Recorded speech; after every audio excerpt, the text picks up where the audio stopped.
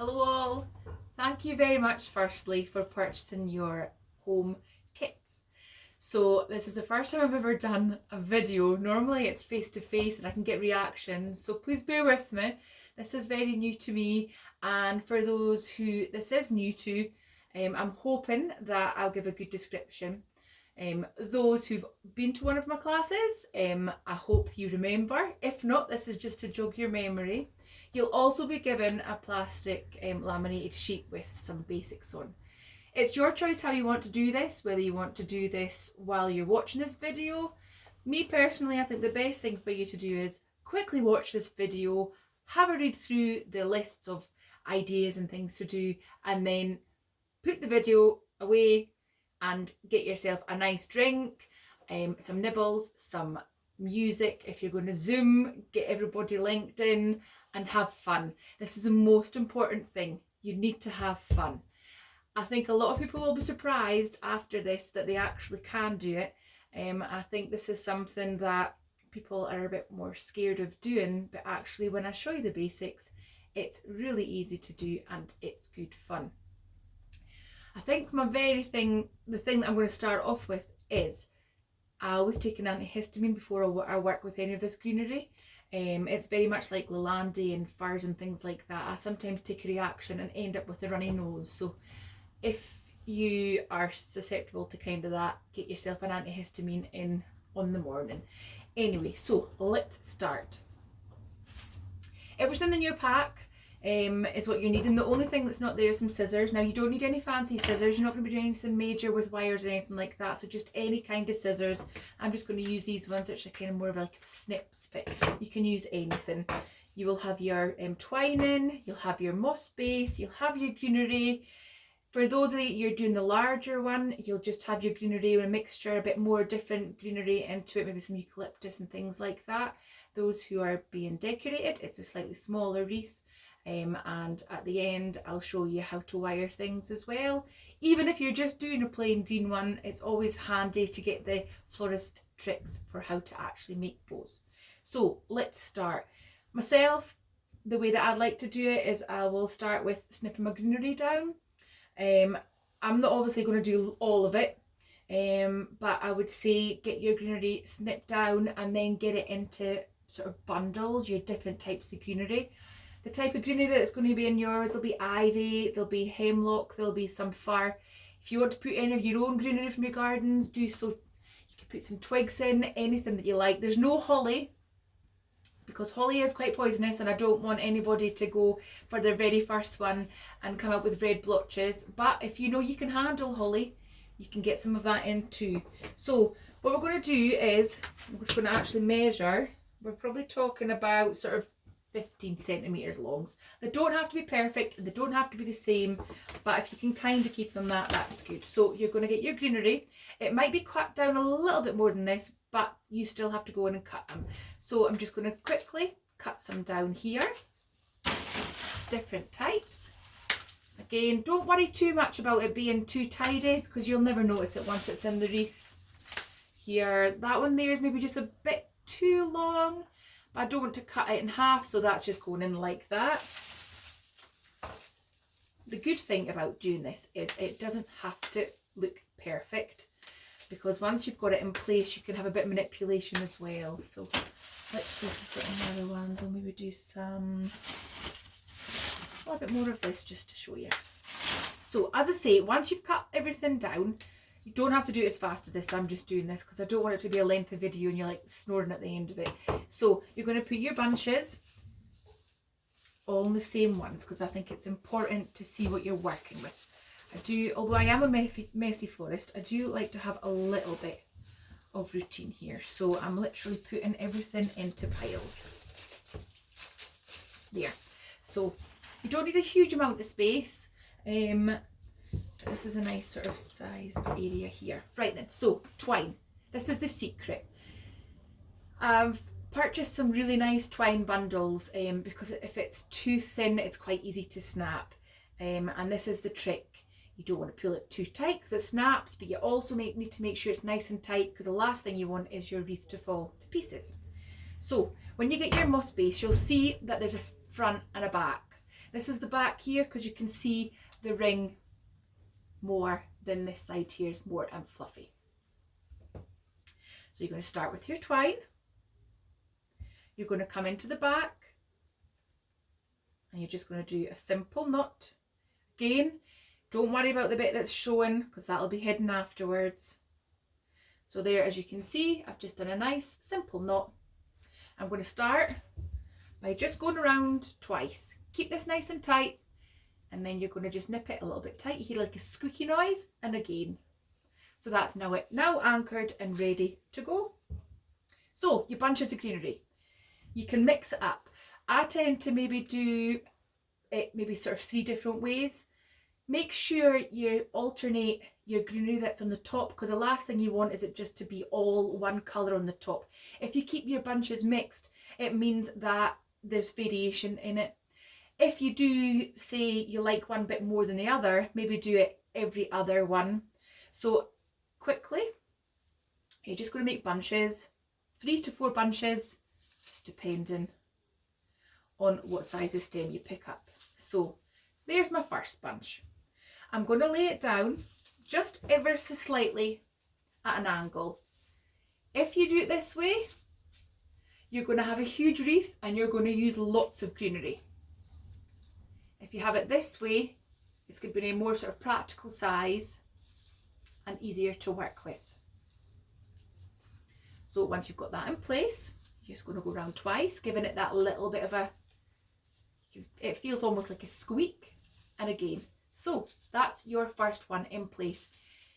It's nice and tight, it won't move. You're ready for your second one. So again, just a case of mixing them up this time. I'll maybe go with the fur on the top of the bundle, and that's your area here is where you're going to do the wrapping with the twine. Again, to lift it up this way so you can see, I'm going to cover it this area here. Again, not too flat, not too much at an angle, just ever so slightly off there. I'm going to use my hand. Use this one to keep it into place. Keep your twine tight, because if not you'll be chasing it forever. And you're going to go round once, and again, a second one. So I'll do one more, and then move on to another one. So I'm going to do this with the ivy. Again, laying it down, round once, round twice. So you're going to continue doing that until you get all the way around. Now, this twine is nice and strong, but there may be a point that if you do pull it and it snaps, all you need to do is the piece that's snapped off, using the back, just tying it in a knot and keeping it in place like that. Do it again. So that's secure. And then all you do is you start again. So what I'll do is, feel a bit like Blue Peter here. Here's one I made earlier. So I've gotten all my way around here, because I've obviously just started this one. I'm going to go in and start again. Just a quick knot. And another one there. Keeping this nice and tight. Right then, so I'm just going to put in another couple of bundles and then show you how to finish it off. So I'll just do this quickly. This isn't how quickly I expect you to do it, but this just means that I can get this one finished and show you how to close it off. So just going around there, getting that little bit of squeak of the twine in. And some more bits. So say this, if you do want to be a bit more adventurous and find something that's in your garden, you obviously want to go for a greenery that is going to last, but there's also lots of greeneries that you can get that dry lovely. You could even put in a hydrangea, something like that. Berries, anything that you can find in your garden. Rose of Sharon's probably still out and about at the moment. I know I've got hydrangeas in the garden that would be lovely. So your last bunch. So your last bunch here, this is your area that you're going to be putting your last bit in for.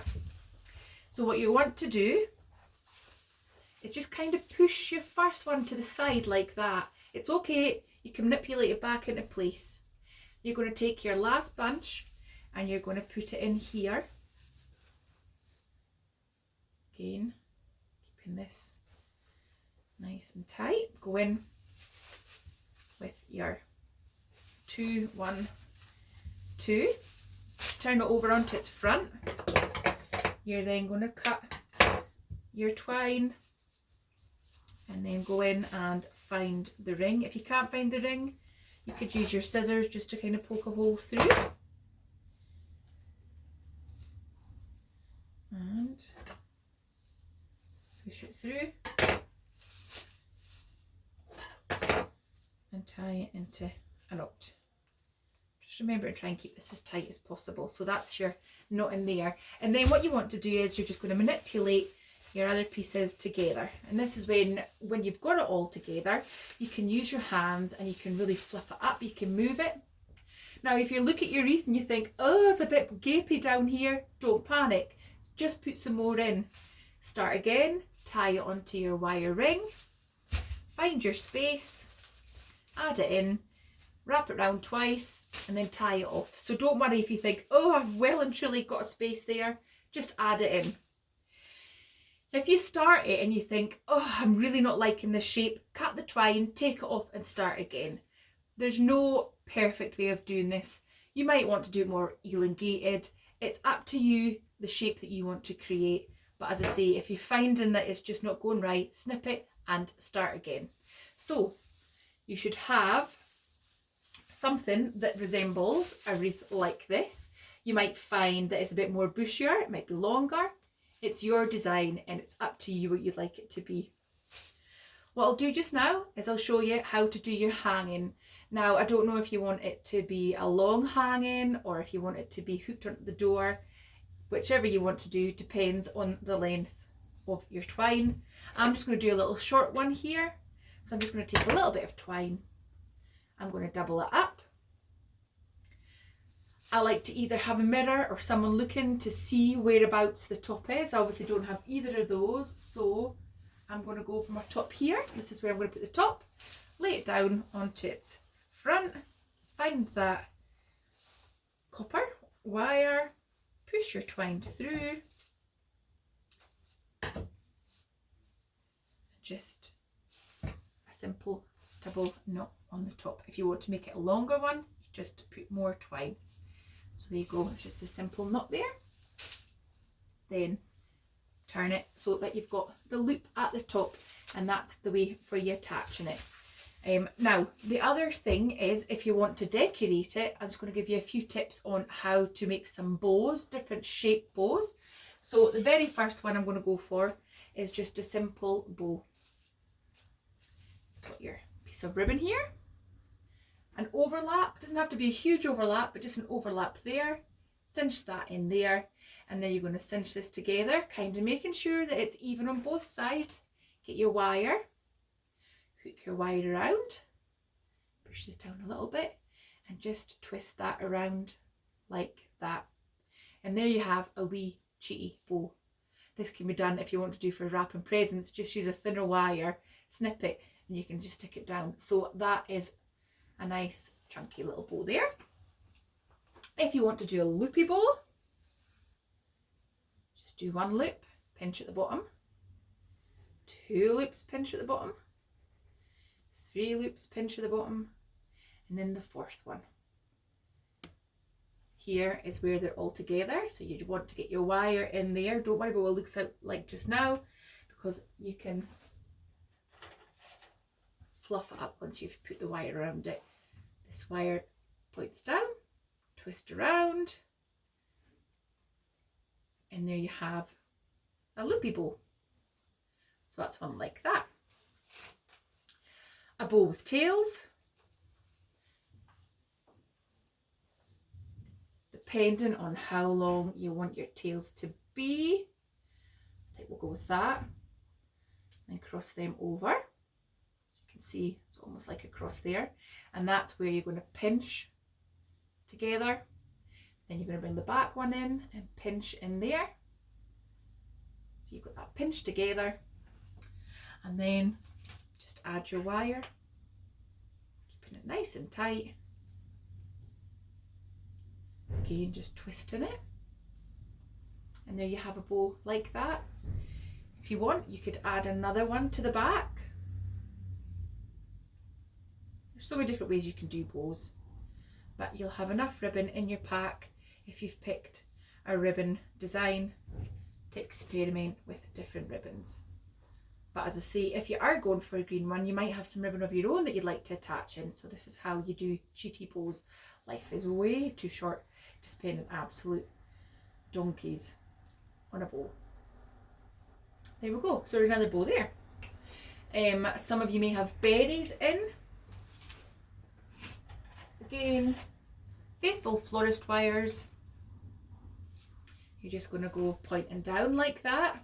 Try and hook it into something there, holding it, and you're just literally wrapping like that, and that's nice and sturdy and it won't come off.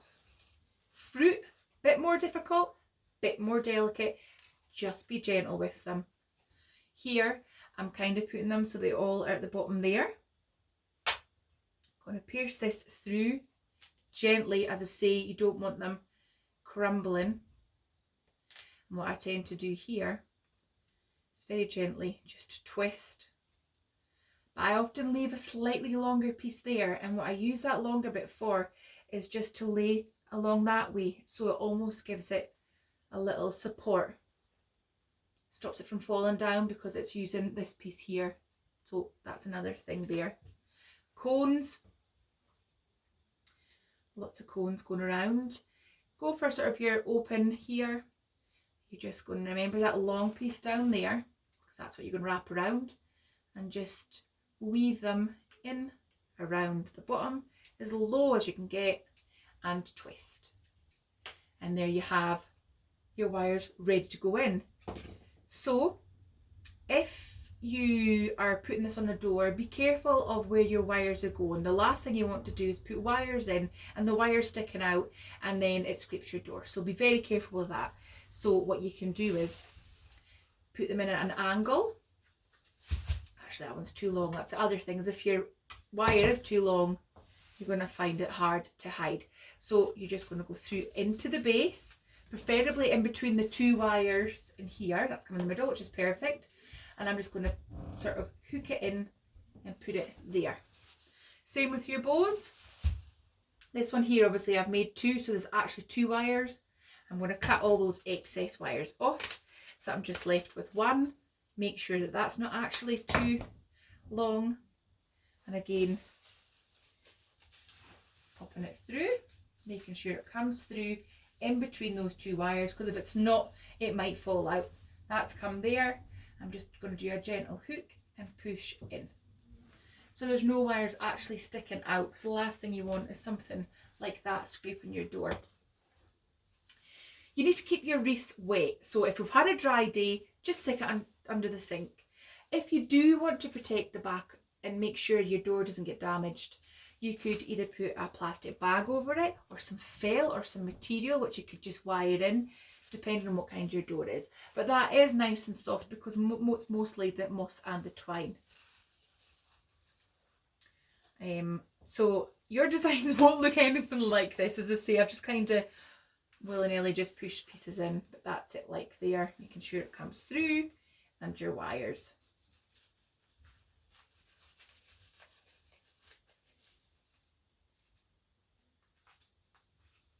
So yours will look much more glamorous than this, and please, I'd love to see some pictures of your designs as well. Main thing is don't take it too seriously and enjoy making them. You may find that you absolutely love this, and next year you want to make your own. We sell everything that you see here. If you're looking for some wires, your moss, your rings, anything like that, we will supply them. But as I say, it'd be interesting to see what you've got in your garden that you could make, and you might even start getting some orders from your families. But anyway, please enjoy Thank you so much for supporting our business. It's been a challenging year and we really were looking forward to having our classes this year. So this is as close as we can get, and fingers crossed next year we'll see you all there. But thank you so very much.